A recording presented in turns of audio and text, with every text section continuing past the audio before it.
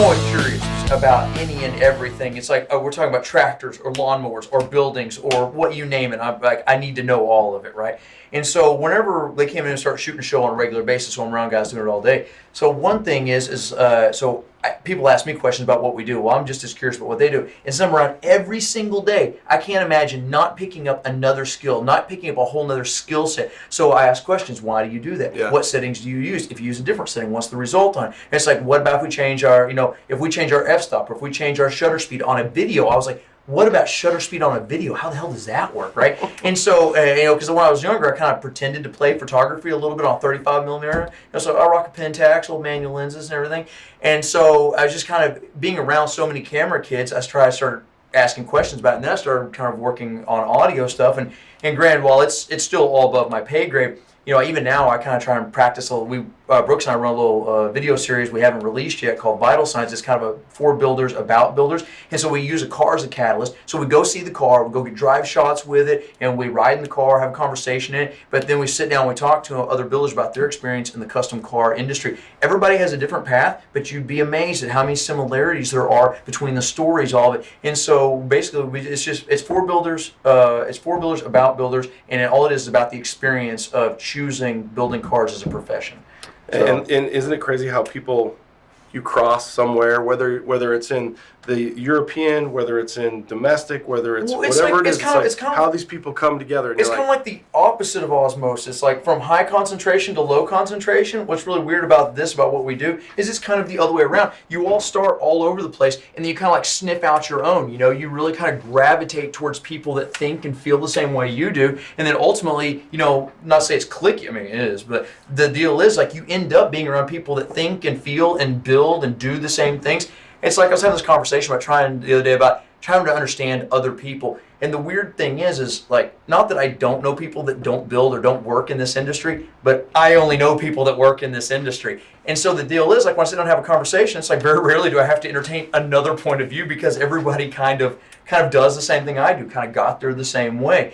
And so that's one thing that's always really interesting is that my world is kind of narrow because I end up being around people that just do this stuff, or tradesmen, whether they're electricians or HVAC or something. Like I really just spend the bulk of my time around people that work for a living and have a trade, which is something that is not popularized. Say this right here is trade work. This right, what you do is trade work. And then there is a big division between people that do trade work and people that push buttons and pull levers. There is a big division there, and I end up hanging around with people that do trade work, and we all kind of see things on the same level. It's almost like that because you said you want to know a little bit about everything, but whenever I've seen you have conversations or have conversations with you, whether it's about, early in the fire department or camera work or whatever, you're intrigued by it, but I feel like you're like a savant. You absorb more shit than anybody. It's so strange. So to say like, oh, I don't know, and this is my world. Your world is broad. Always trying to expand. But the deal is like I'm just so curious about it all, and then it's all this like the feeling of like,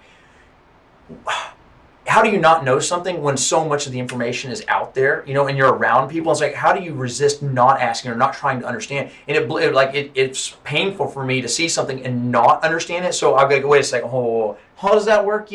It just, I don't know, maybe not everyone's affected that same way, but I can't stand, the stuff out there that I don't know, and stuff I don't look at and try and figure it out. I don't know where it comes from, but also I retain such weird little nuggets of information sometimes. Do you feel like when you, like from the perspective of educating somebody, that you can put it into layman's form? Because I believe that's why you are so successful. I really think that you have an ability to captivate not only me as from the entertainment perspective, but you put things in a layman's perspective. That's like your master. You are the master at that shit. So I've never considered that, but like in the conversations, because the entertainment side of the world that I'm in, like I've talked to a lot of people that have broke it down like that, and like not so much to say like that's the cornerstone of being successful in entertainment for me, but that's been brought up a lot of times, and maybe what it is that I just expressed the way it clicked for me in my head, and so I love really strange analogies, and and really odd, creative ones, and so that's kind of also when I see it, I'm looking at it, I go, oh. It's the same way the Flintstones did it, Yeah. It's a, But then you'll watch the person you're explaining to, and they're like, That's it. Yeah. That's it. Well, and the thing That's is, it. you had to put it into a perspective that they could understand. And because a lot of times, because I've seen so much, I've learned so much about so many different trades and so many different industries that I can look at something and imagine how it goes together, imagine how it works, and this part before this part or this action. And then a lot of people, they've got no reference. They don't know where to start when they look at it. They go, that's just crazy. But if you explain to them and say, if you'll get people to slow down sometimes and just look at it and say, can you identify 3 features there? That's a box. This is a pipe. How is it connected? Well, there seems to be a nut on the inside of it. Well, they probably didn't thread the pipe, so maybe it crushes as it tightens on. And so they wouldn't have ever thought about that. If you break it down and say, what can you identify here, and what do you know about those items? Then a lot of times, so one thing, like my teaching styles, I like to get people to lead them to it and have them discover it on their own. Because if I tell you, there's no reason for that information to be locked in there. Like you won't ever make the assimilation. It won't ever click. And so a lot of times I'll say, what do you realize? What do you see? What do you know about this part? And then oftentimes people actually have the ability to figure out every question they've ever had if they'll stop and look at each piece of the puzzle and they go, oh, I can identify this and what it does. I can identify this. Oh, those 2 things do this.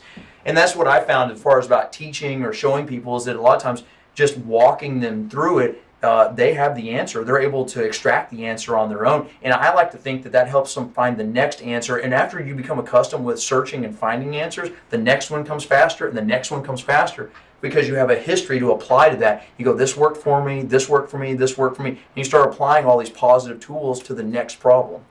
It's like tell, show, do to me. It's like you can tell me, you can show me, but I got to do it. No, and once I do it, and then it's like I have buy-in. That's 100% a fact. And so I really don't want to go in this direction, but when it comes to education, it's like there's so much emphasis is put on the piece of paper. Well, so there's application and theory. And the biggest problem is we just beat theory to death. Theory. Well, where's the student's brain at, regardless of age? Where's the student's brain at? If they don't have it in their hand, what is the call to action? What are they going to do? They have to see it, feel it, hear it, click, feel the grains on things. If people, everything, I'm tactile. I know that. I need to see it and do it. And a lot of times, someone will tell me about it. I won't even get through listening to let me do it. And even if you do it wrong, you won't do it that way. And that's one thing. It's like about my experience in building cars, anything, Pinewood Derby cars, big cars, doesn't matter. Is that my first one was rough. The second one was a little better. So I learned, so many things are self-taught. When I say self-taught, that may or may not be 100% true because I saw that someone else did it, and I figured if someone else could do it, so could I. And what the deal was is that if I can do it, can I do it better than the other person? So I've always been challenged myself to be better every hour than I was before, better than the day before and the week before. And the biggest difference with that, from I think the way a lot of people view their occupation, is that I decided a long time ago this would be my craft, not my job. You go to a job so you can get paid on Friday. You perform a craft so you can be better tomorrow, better the next day, maybe better than the guy next to you, better than the guy in your town. And so I decided that it was my craft. And so everything changed about how I saw my progression and how I looked at my progression. And not to say that burnout hasn't happened a couple times, not to say that, being really stifled or even stalling a little bit has happened. But sometimes you'll try and walk away, and I have, and I can't get away. It's like the mob, there's only one way out. And so I'm not done working yet. So how my curiosity and this led to me loving to teach and show people and explain people. And one of the biggest things I appreciate is the look on someone's face when it clicks. That is the coolest thing. Is that when someone gets it, because it's almost like they have this new level of empowerment. Like we made something that a minute ago was was mind bending. They couldn't even understand it, and now they're doing it. And so to give someone that ability, to give someone that power, it's like I love the look on their face, and they feel like for a moment they can do anything. And what's cool is if they just keep applying that process, eventually you get to a point where you have really effective people. You said like you might get burned out, or you've went through that. Sure. To me, one of the quotes that when I think of you said craftsman. The quote to me is you're either living or dying every second. You're going forward or backwards. You're never stagnant. You are not hardly ever going backwards. You're going forward so fast at all times. I'm wondering, A, how you retain it, and then like you said, do you get burned out? Sure. And I feel like you're an old soul. Dude, you know that. You know you're an old soul. You're one of a million, one of one. when you look back, like over this year, because it segue into this, it's been a rough year, but it's been an awesome year. Absolutely. And you've had a break. You absolutely, yeah. I've definitely had a break. So I had to write this down. Long roads and deep thoughts. Yeah.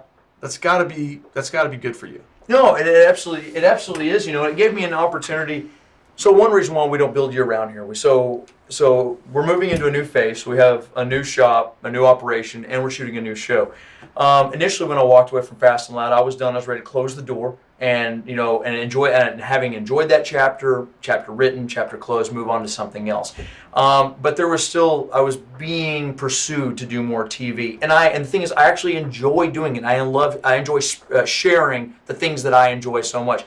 You know, there's so many things I'm not the best at. There's so many things that so many people are better at. But it doesn't change. I'll tell you the one thing is, I doubt there's anyone having more fun doing it.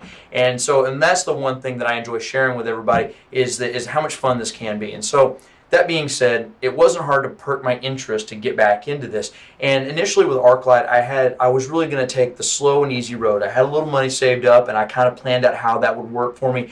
And so the TV thing came back around. We battled with whether we're going to do it or not, what it looks like, how we make it genuine, how it fits, and how we avoid some of the pitfalls of the past. And I really think that we've come to a place where we've optimized so much of that. And so this year, got to do some things I've always, that I've always wanted to do. Got to spend some more, for 5 years, a head down, just chugging along. There was a lot of things a lot of opportunities I got to do, but I didn't get to relish. I didn't get to hang in the moment. Saying John and I going up to California and buying Charlie Brown and driving it back was it was so great because there was zero pressure. Like it was just all we had to do was get back for an airplane ride, and if that didn't work, we were just going to fly out of somewhere else. And it was nice to be able to do the things that I like to do at a really, really slow pace. But it was also time to get back to work. And we finally secured a deal on the TV thing, direction, and where we could kind of control the integrity of things. And then one reason, we're also not filming year-round. It was 32 weeks we're going to film, and we're building 4 cars a year, basically, or a season. And so that allows us an opportunity to step back, pop our head up, and take a breath. Take a look at where we're going, where we want to go, and how we're going to do it. And I think that's important because in the past, it's been so head down and just go, go, go that we kind of lost sight. And it's really hard with the burnout because you come in and some people don't appreciate the things the same way you think they should, and some entities, and then everybody gets so tired of working, you spend time away from your family, and it is hard. So that's one thing we're trying to really control is that we don't lose the passion, don't lose the love for it, and we're able to keep things on track by being able to pop our head up and look around a little bit. Well, I think the balance is going to be huge, right? To find out where do you find that balance, not only within yourself, but with your crew, and to watch you guys take that time off and for you just to take a deep breath. Because I look back from the beginning of Fast and Loud and Gas Monkey and you being the lead monkey, and to me it's like, you nailed it. My head was down for 5 years, but we've also seen you grow up. Absolutely. We saw you. And you talk about like my Pine Ward Derby, and I got better and I got better. So now to me, I look at this and I look at what's Aaron going to do, what's the show going to do as a man. I think that I just wonder, one of my biggest questions, deep for you. Sure.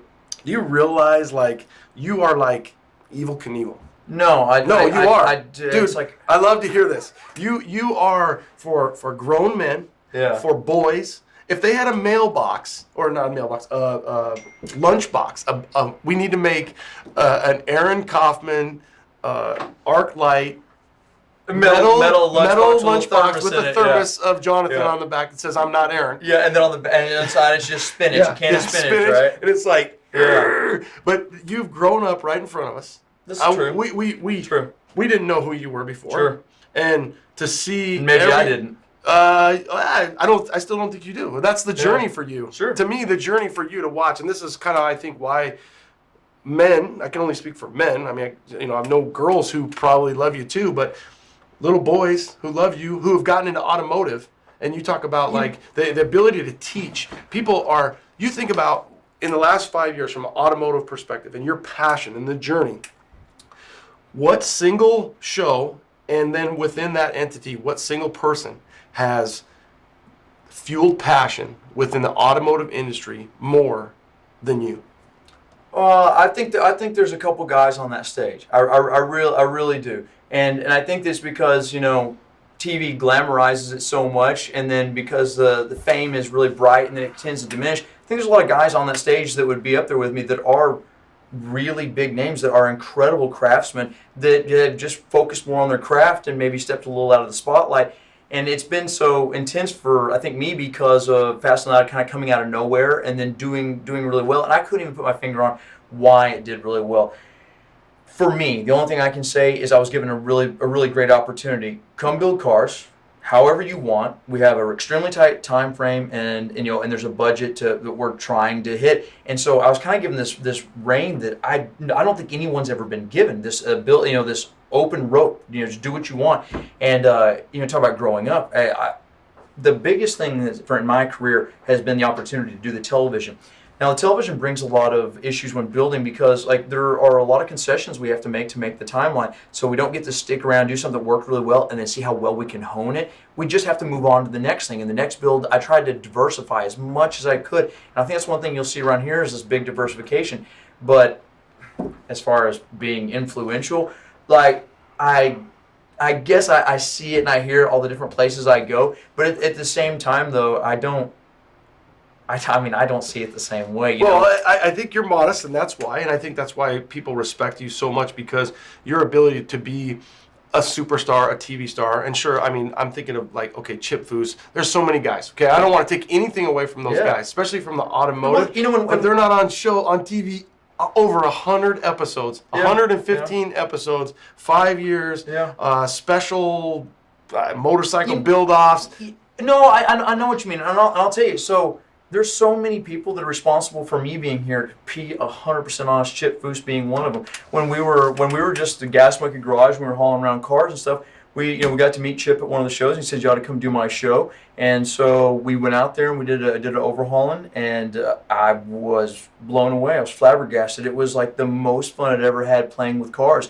And I met the fabricator on the show. His name was Shane Goulet, and I was so impressed with his ability, and we became great friends. And so he brought me out to some desert races. I got to pit on some very fast, very big name trucks, and had a blast there. And then he really, so I decided that this would be my craft, right? And then meeting Shane and seeing how vastly different what his skill sets were, and how smart, how good these guys were, it really drove me to kick it into overdrive. And I needed to be doing things that were far more advanced than what I was currently doing. And so so going and doing Chip's show and meeting Shane was such a big catapult for me, having to do things better, harder, meaner. If I saw it on the internet, if I saw it out there, then I needed to go back and practice. The first one sucked, the second one a little better, third one, and I just fill a barrel of scrap until I figured out how to do it.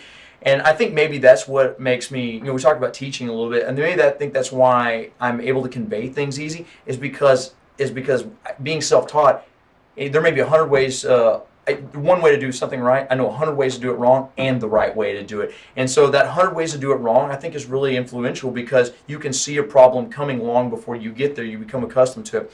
And I think that maybe that might be something to do with the success, as far as, the celebrity aspect of it, is because that my experience is incredibly relatable. I think everybody has those kind of experiences, that very few people just try something new and knock it out of the park. And so everyone has to build and has to start from somewhere. And the cool thing was, everyone really got to see. So I think I was an okay builder, and nothing exciting when we started this thing. And through the process of building extremely fast and having to have answers, and then having a good infrastructure, I think that I've actually, been able to increase my skill far more and far faster than anyone has before, just because of the need to build so fast.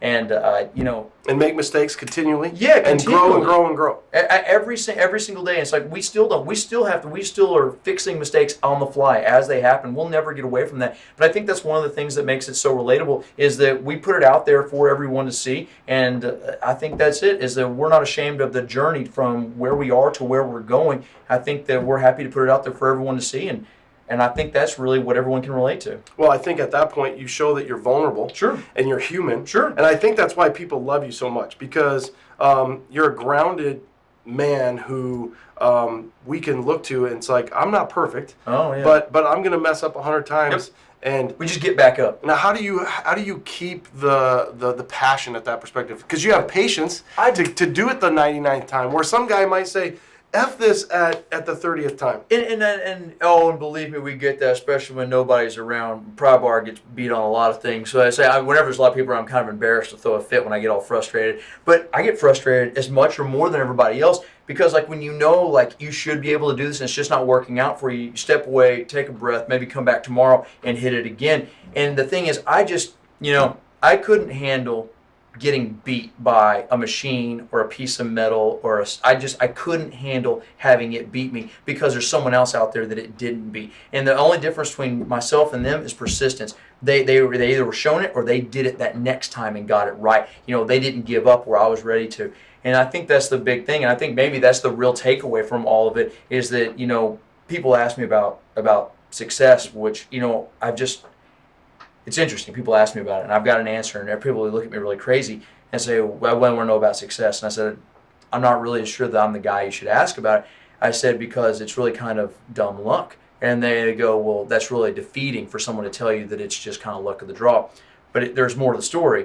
So luck favors the prepared.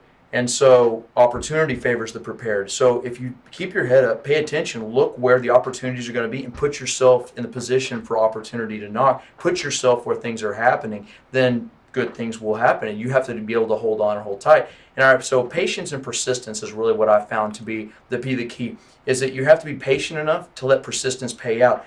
Ultimately, you'll get there if you don't give up and go. If you keep going, there is no outcome other than success. But you have to have the patience to let it pay out. The first time doesn't work. The second, the 30th, the 89th time. You have to know that eventually you can't just keep failing. Eventually, if you start making changes to your program, you're going to find the recipe that works. I love it because that's a speech within itself to say, listen, to a next generation, to a 30-year-old who's trying to get his shit together, to an 18-year-old. I don't care who it is. Yeah. You show up 89 times. Somebody's going to finally say, I'm tired of you showing up. I'm going to give you this opportunity. And if you're prepared at that moment to do what you say you're going to do, then success will then unfold. And it's like, visualization, they talk about, in sports, visualize it's to success. If you visualize it, you can achieve it. If I always thought it was corny. I'll tell you the truth. I think that there's a lot to it. I really do. And, not so much like sports in the moment, run, catch the ball kind of thing. But it's like recently I went out and I got to fly with Rob Holland. We did a little video called Trade School, and I put him in the Falcon and tried to show him how to drive the car around sideways and stuff. And then he put me in the airplane and taught me how to tumble the airplane. The first one was a miserable disaster, and he was flying it with me, and it was horrible. It was messed up. Second time, this is all in the course of a few minutes. Second time, he helped me recover out of it, and I got lost on the first one. Was able to keep it together a little bit more on the second one, and finally on the third one, hands off. Did it looked like 2 tumbles on it? Recovered the airplane. Obviously not beautiful and graceful, but we did it. One of the coolest things I'd ever done. And he said, he said you did pretty good. And I said, you know what? I said, I have thought about this every single day. And it's like, because when the moment comes, like you're frustrated that you didn't nail on your first one. Yeah. But I don't fly airplanes, And then it's just that I was, the visualization, like I could see myself doing. I think about it all the time. And I think that that's really it. So when you talk about showing up, right? Being present. I think that there's a lot of times that people don't, even their body may be there, they don't show up. They're not present for the task at hand. And I think that's one thing that if you show up physically and show up mentally and you're determined, I'm going to win, it's like, I think that that's 90% of the battle is just being prepared to do the work at hand. Yeah, I mean, you could go back to even the beginning, and that's I think what's facing sometimes our world is whether or not people are really present in mind, and especially with those nice little cellular things that we all love. Sure. Go back to the early Aaron Kaufman. Sure. Before you were the bearded wonder and you were, on TV. What created that passion? Whether it was in automotive, trucks, because you have a level of persistence that somewhere, somehow that was formed in you. So that's an interesting one. I couldn't say exactly where it comes from. So my dad, had a bunch of motorcycles when he was a kid, and my dad raised his brothers and sisters, and then he was into hot rodding, building hot rods and race cars and stuff. And then I came along, and when I came along, it was responsibility time, and you got a job and do that. And when I was a kid, I don't remember there being race cars around. There weren't motorcycles and all that stuff. And so, like a lot of guys that are in this profession, they were around the grandpa, dad. They were 8 and they were riding motocross. And, it's like, and that wasn't me. My dad worked on the cars in the driveway, and kept the family car running. My dad would go to other people's houses, do motor swaps and stuff. So he was a mechanic? No. So my dad's a maintenance mechanic for like production stuff. Like worked at a slaughterhouse and he worked at ranch style beans, black can, red and yellow label. So, and my dad, whenever computers came out, personal PCs, I remember my dad came home, and really, it's like my dad's so much to blame for needing to figure out everything. And so he brings home a computer, and it takes up the entire dining room table, and it's like, you have to boot it up, prompt this, and it's like green on the screen. When I was a little kid, we had, a computer lab, and like when I was like almost in middle school, it was like Apple IIes and stuff. Yeah. So computers were big, and it was crazy. And my dad taught himself computers, and taught himself some programming, and taught himself PLCs. And so my dad taught himself automation, like when I was a kid, like at the house. And so he took the factory from people pulling levers and hitting bunts and stepping on, foot switches to photo eyes and a computer running it and one guy being able to run a plant. And this is a man without a college degree. This is like 80. So I was born in 82. So we're talking into the 80s. So late 80s. So way early. Yeah, and when I was in middle school and stuff. And like early in high school, we'd build like haunted houses like on Halloween at the house. My dad's using photo eyes and a little tarp tunnel to trigger air blasts that come through and stuff. And so I got to see all this stuff early on. And my dad's ability to look at something, figure it out, and then start doing it, I think genetically it was in me. And so we just had to foster it a little bit.